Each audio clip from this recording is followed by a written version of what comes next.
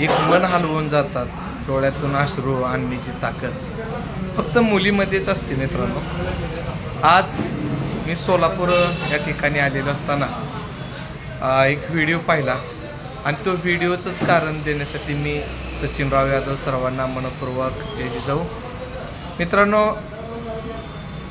आज 26/9/2025 रोजी माझ्या वैयक्तिक कामासाठी मी आज सोलापूरमध्ये आले असताच असाच फेसबुक पाहत असताना धाराशिवमधील एक घटना समोर आली आणि मुंबई आज तक या चॅनलची एक पोस्ट त्यांनी व्हायरल केलेली होती आणि ते साधारणपणे 10 वर्षाची आतली मुलगी त्या समोरच्या व्यक्तीच्या मोबाईलवर बोलत असताना तिने जी भावना व्यक्त केल्या ते भावना ऐकत असताना प्रत्येकजण साधारणपणे 1 मिलियनपर्यंत तो व्हिडिओ गेलेला आहे।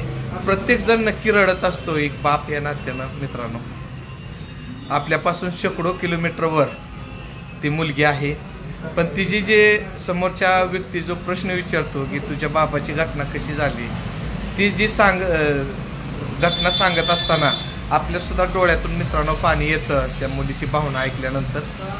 ती मुलगी सांगत असते की मी, माझी आई आणि माझे बाबा वडील शेतामध्ये गेलेलो असतो आणि अचानकच ते महिला आईला म्हणते, आई आपल्या गाया सुटलेत आणि गाया चारा खात असतात आणि आई सांगते त्या गायीकडे तू जा, मी वडिलाकडे जाते। तर वडील एका झाडाला एक दाव घेऊन, त्या गायचं दाव घेऊन झाडाला बांधलेला असतं आणि त्याने फाशी घेतलेला असतो मित्रांनो, आणि तो आत्महत्या केलेली असते। त्या माऊलीला म्हणजे तिच्या पत्नीला ते बॉडी झेपत नसते, ते भाऊजी भाऊजी म्हणून ओरडत असते, बघा नाही ह्याने कसं केलेलं आहे। मग त्यावेळेला ते मुलगी 10 वर्षाच्या आतल्या मुलीनं कधीच अशी घटना बघितलेली नसते। तिला वाटत असते की आपले बाबा जिवंत आहे, पण बाबा खरंच या जगातून निघून गेलेले असतात। आणि हे निघून जात असताना तिथले अंकल, तिची चुलते, आई अशी प्रीत घेतात आणि आजोबा आडकीत्यानं ते दोर कापतात आणि खाली घेतात, तरीसुद्धा त्या बाळाला कळत नसतं की आपल्या वडिलाचा मृत्यू झालेला आहे। आणि हेच घटना तिनं सांगितले की का झाली, तर माझ्या वडिलाला बँकेचे अधिकारी इतके फोन करायचे, 15-20 मिनिटाला इतके फोन करायचे, तकलीफ गे आमचे पप्पा आम्हाला, माझी आई आणि मला असे गळ्यात पडून जोरजोरात रडत असत आणि ते रडत असताना असे काही वेळा पण कुणाचे पैसे हे कधीच आम्हाला सांगितलेले नाही मित्रांनो। ते सांगत होते बाबांनी आणि बाबा खूप माया करायचे, खूप फोन उभी करायचे आणि ही जी घटना घडली, या घटना म्हणजे त्याच्या पैशातून त्यांनी सुसाईड केली मित्रांनो। पण त्या वडिलांची अपेक्षा त्या मुलीकडनं एक होती की मला तुझ्याकडनं काहीच अपेक्षा नाही, तू मला एक पोलीस होऊन दाखव।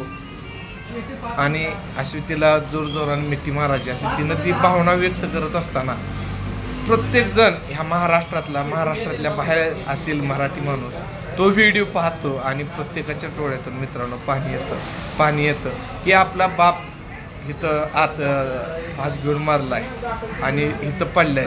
तिला वाटत असतं की काहीच नाही, असे मान पडले असे तिच्या भाषेत ते सांगत असते, व्यक्त होत असते आणि तिला कळतच नाही की माझे बाबा वारलेत।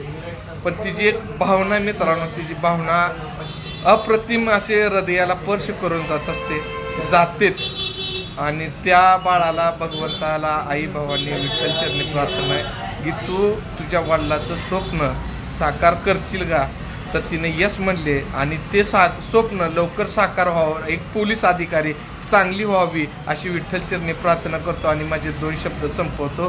पुन्हा एकदा सर्वांना जय जिजाऊ।